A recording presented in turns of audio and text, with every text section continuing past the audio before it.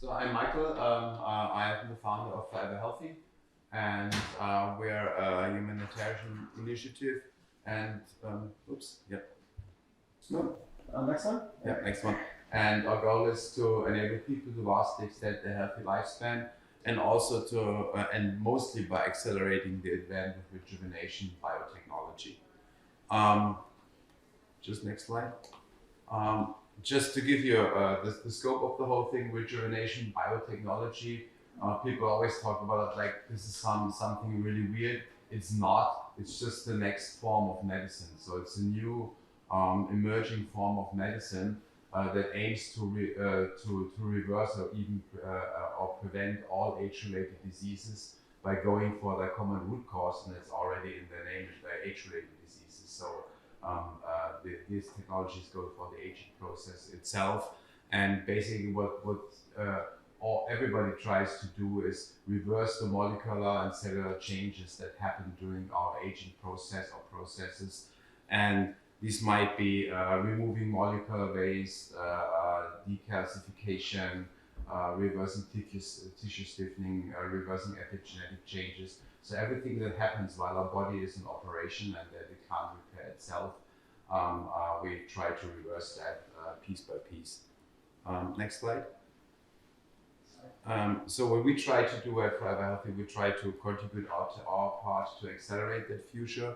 Next slide, and we have four basically key initiatives that we do this. The first initiative that we have is called Rejuvenation Now. It's based on the fact there are already the first generations of therapies out there where you can reverse or at least slow some aspects of aging. Of course, we're not there to really rejuvenate a person, but we can do something at least. And unfortunately, there's no transparency really on the market. So there's no really website that you can turn to or ask people. There's no experience about that. So what we've done is we have created a team. These are like 4 scientists now. What we do is we have a long backlog of all the things that you could do right now. We go through this backlog, pick one topic, look at all the scientific literature that's out there, and then we make a very detailed risk and benefit analysis. We've already done 6 of those. We have 2 more in preparation that will be published soon. And the idea is to create transparency, to identify potential therapies, to assess the risks and benefits, and to make guidance both for doctors who want to deploy this to their patients, but also to people who are really advanced who want to use it themselves. We publish everything open access on our website. So if you go to foreverhealthy.org, you find that. Next slide. The second thing that we do is we fund research projects. So far, we've funded more than 10 projects with different institutions, mostly in the US. Right now, we have a collaboration with the Buck Institute, where we currently fund 3 projects at the Buck. And all the projects that we fund, and we'll come back to this later also, is they all have translational focus. So we're not going for basic science, but we're going for stuff that has the potential to be transported into a startup that could end up in a therapy. Next slide. So, and that brings us to the third thing that we're doing is really we invest in rejuvenation startups. Why do we do this? Because personally, I think that a lot of people are doing advocacy, and I'm also talking about the topic with everybody. If you talk about really rejuvenation, no age-related diseases and all that stuff, everybody thinks they're talking about science fiction. And I think this is not going to really change unless we deliver proof. So, and I think what would really move the market forward if we have the first therapies actually available for use in humans. So this would really change everything, because then everybody would really realize what this all is all about. So what we're doing, we are totally driven by this mission. This is how we pick our investments. We basically want to accelerate the whole industry by creating lighthouse investments. And personally, I think this rejuvenation biotechnology and this new form of medicine is going to be the biggest industry ever. Because if you make a simple comparison, I mean, right now Apple is one of the most valuable company on the planet, and they just make a phone basically and some services. But compare this to the fact never to have a heart attack, never to have the fear of cancer, Alzheimer, all the shitty stuff that comes with aging. So the impact is much bigger, and accordingly the industry will be much bigger. You don't need a big calculation for that to come to that point. When we do investments, we are investing from our balance sheet. So personally, I've created several internet companies in the past and moved to venture capital in the internet space. So we've been quite successful. So everything that we invest right now in rejuvenation is from our balance sheet. So it's basically my own money, and I just committed another 300 million euros beginning of this year to invest into our key startups to advance the whole thing. Next slide. So our mission basically is to deliver proof, and what we do is the startups that we invest in are what we call the category openers. So we do things that have never been done before, that have definitely a high risk of failure, but they also have an extreme reward potential, so to speak. And I've brought several examples of what we do, and I call them lighthouse investments. So if they really work, they will really shine. So they will be an example for the world, what will be possible in the future. And the idea really is to, when we are successful, to inspire scientists, other investors, founders, and the general population about this new field of medicine and this enormous potential that's there. Next slide. So our key things that we want to prove 4 things. First of all, we want to prove this is real, it's not science fiction anymore, because it sounds like science fiction whenever the press writes about it. It's science fiction, or even worse, it's like Silicon Valley billionaires want to become immortal with the blood of young virgins, some crap like that. You know? It's changing, but it's still not there. So it always has the science fiction-y stuff. It always has this overpopulation. It's only for the rich. It's all this crap. So first of all, we want to show it's real. Second, we want to show it's not for the rich. It's going to be for everybody, and it's easily understandable because why it's going to be for everybody. We want to show that these things are uncomplicated, so you're not going to have like being pushed in the big machine or whatever. It's basically a simple injection or a pill that you swallow, and injection maybe once a month or stuff like this. You know? And we want to show it's the best business ever because of the first 3 facts. Because what people really don't get about this whole thing, when they say, oh, this is only going to be for the rich, quite the opposite will be true. Because aging is, everybody on the planet ages, and these therapies are preventive therapies. And you have to understand that aging is not a single process. Aging might be 30, 40, 50 processes. We don't even know how many processes there are. And each of us has all these processes happening in our bodies. But for some of us, one process is faster than the other. So this is why somebody gets a heart attack, the other person dies of a stroke, next person dies of cancer. But we all have all the aging processes going on in our body. So everybody over the age of 40 needs all rejuvenation therapies in order to stay happy. So this is one fact. The other fact is that you can, like Yuri, for example, showed you can have the idea about how to reverse a certain aspect of aging, but you cannot protect every single implementation. So you cannot have IP on, oh, there's the idea of we should reprogram. You can have an IP on how do you reprogram. So that means the general ideas out there now, multiple startups can go for this reprogramming idea, or the idea of senescent cells, or the idea of reversing arteriosclerosis or whatever. So what you have is the perfect combination. You have a market of more than 4 billion people with multiple companies, basically unlimited number of companies going to make products. And what's going to happen is like quality will go up and price will go down, like in all technology markets. And in the end, even if you have a very successful compound, after 20 years, your patent protection goes away, and then you have, like in medicine also, you have generics. So even 20, and minimum 20 years later, things would be super inexpensive, but I think it's going to happen before that. Next slide. So all our startups focus on translating research, basic research, into therapies for human use. Our focus is on molecular and cellular repair according to the SENSE paradigm. We provide monitoring and financing from seed and onwards, so really partner with them.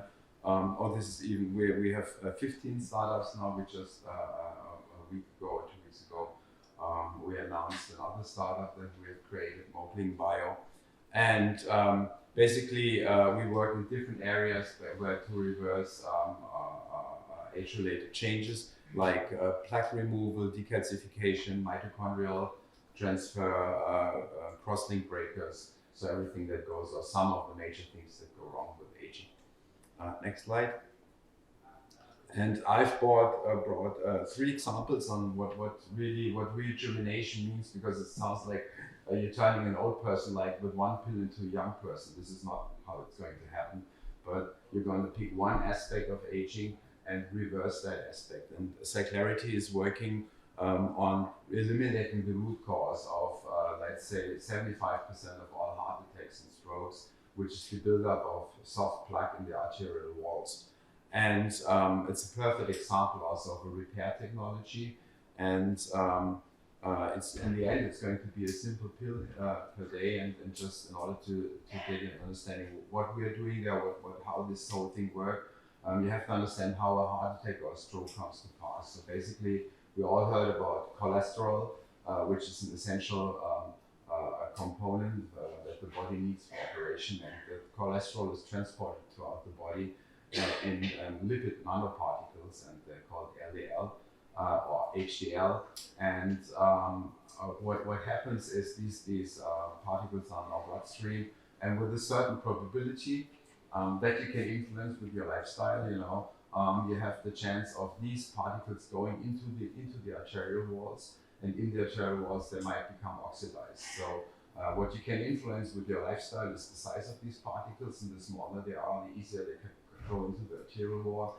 And if you have a crappy lifestyle, the chance for oxidation is higher, but it's never going to be zero. You're never going to have zero LDL in your arterial walls. And so everybody's having oxidized LDL in the arterial walls. And what happens is the body sees, okay, this is a foreign entity, and has to be removed. So it calls the immune system, and the immune system sends the macrophages, and the macrophages basically gobble up the oxidized LDL.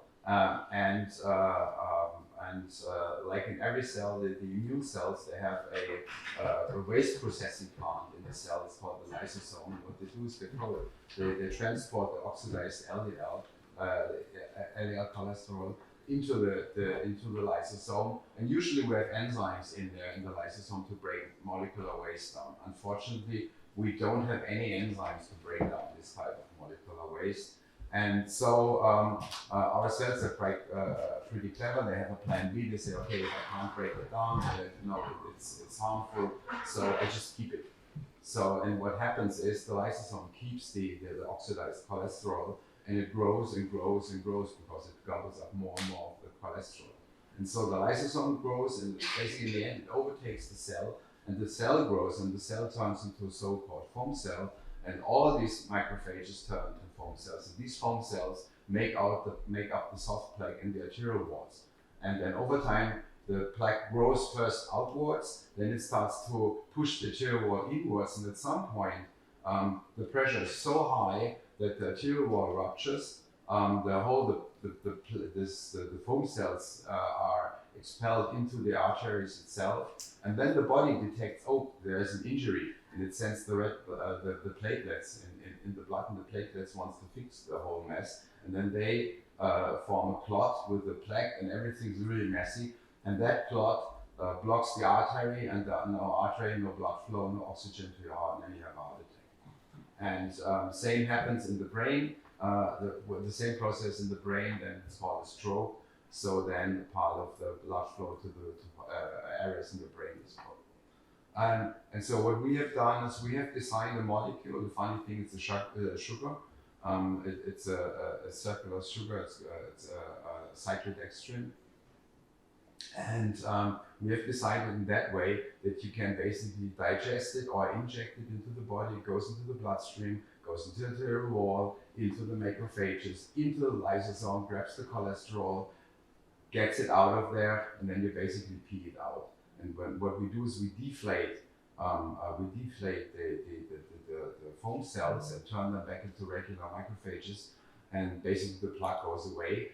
And we have rejuvenated this aspect of aging because we turned back the clock and made that aspect of the cardiovascular system back like a young cardiovascular system, and no plaque, no heart attack and stroke. And to give you an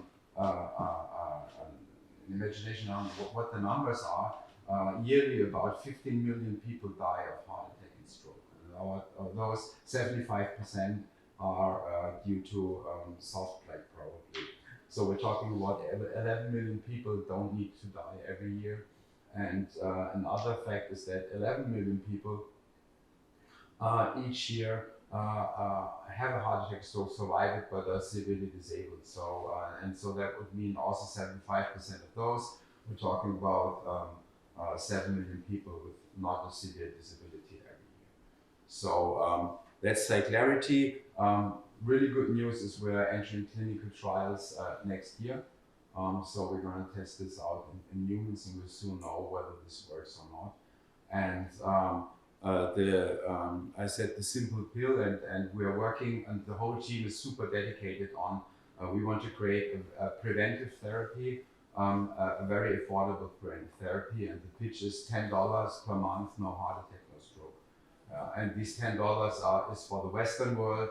For developing countries, we can easily imagine partnering with generics companies and then selling it for 50 cents or whatever makes it available to everybody everywhere on the planet. So that's the big goal. And I think if we succeed in that and people understand, okay, this is what rejuvenation is all about. No heart attack, no stroke, no cancer, no crap. This will really change things, because the idea is that people then start thinking, okay, if they can do that, what else can they do? You know? And then I think basic human greed will set in, you know, because for profits, but also for more life. And this is really what I think everybody is, okay, I don't want to have a heart attack, I don't want to have a stroke. I mean, probably everybody knows somebody who had a heart attack or stroke. Okay, next slide. Second company, what was the timing? Okay, can do this. Second company I'd like to talk about is Celestrin. We eliminate another cause of age-related diseases, which is calcification.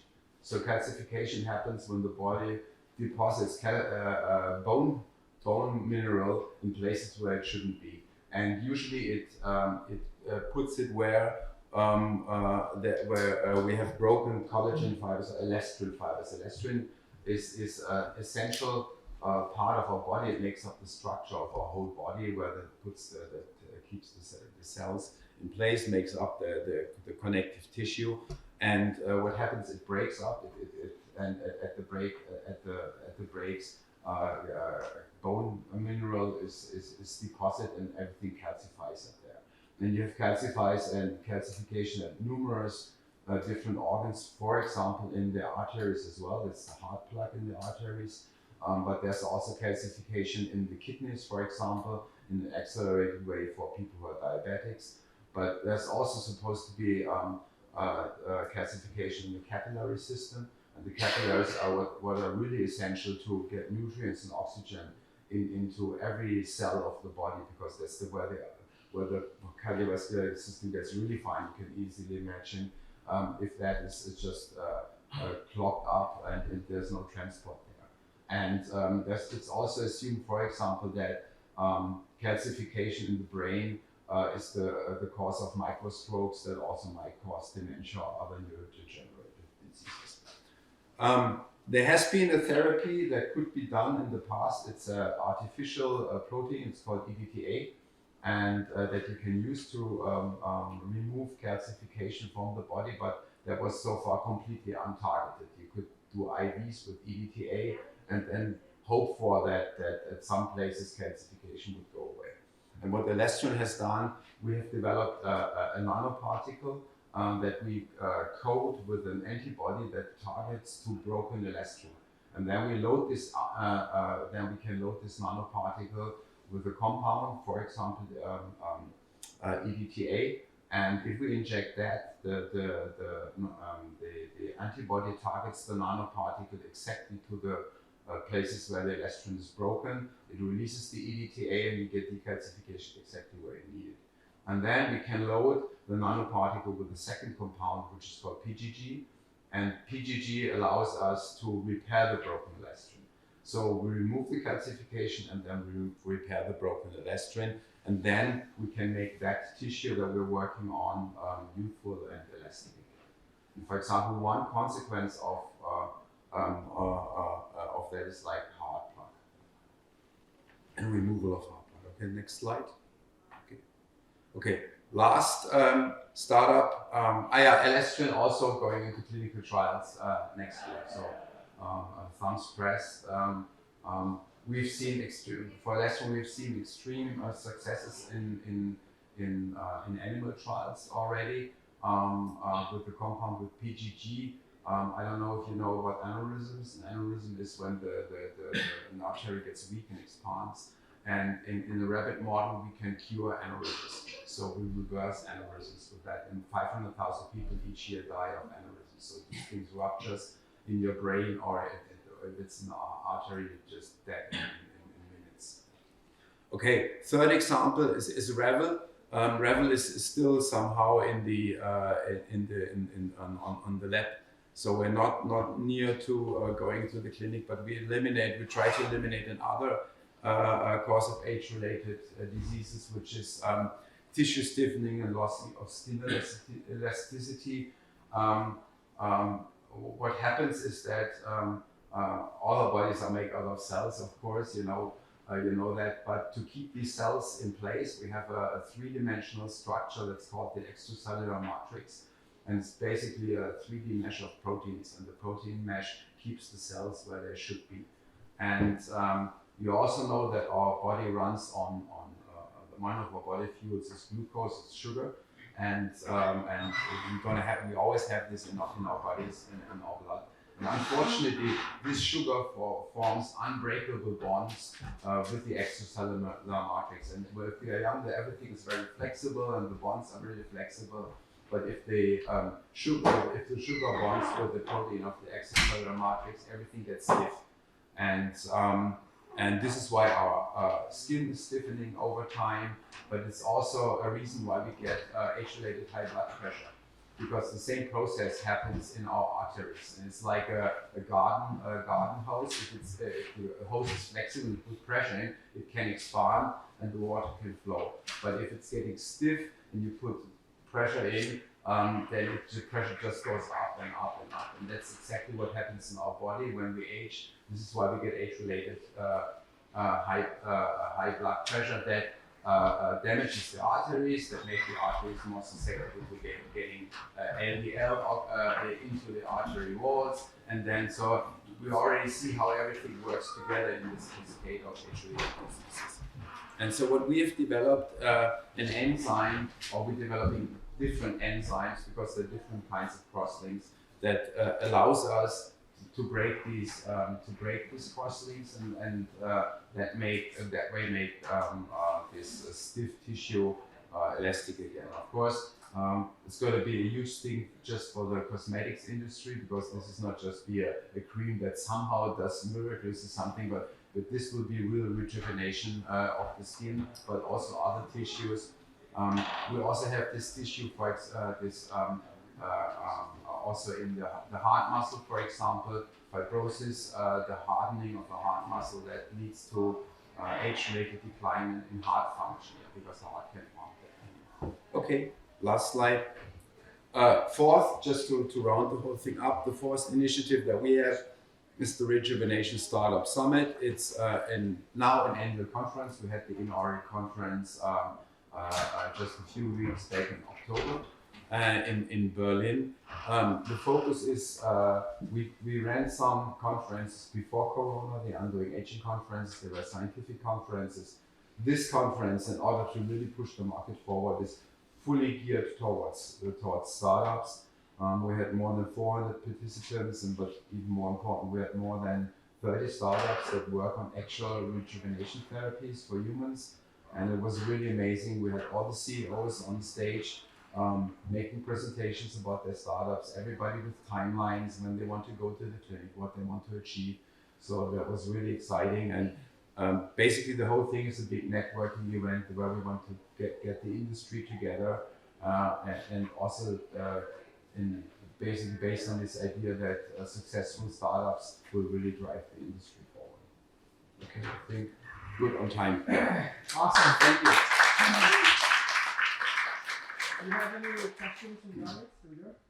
I agree with you that once the tech is available, there will be uptake. I think no sane person is going to want to die of Alzheimer's or heart disease. They're cheaper and less expensive ways to die. So I think it's by no means a prerequisite that you get scientific results in order to shift the public narrative. I think it's by no means a prerequisite that you get scientific results first in order to shift the public narrative.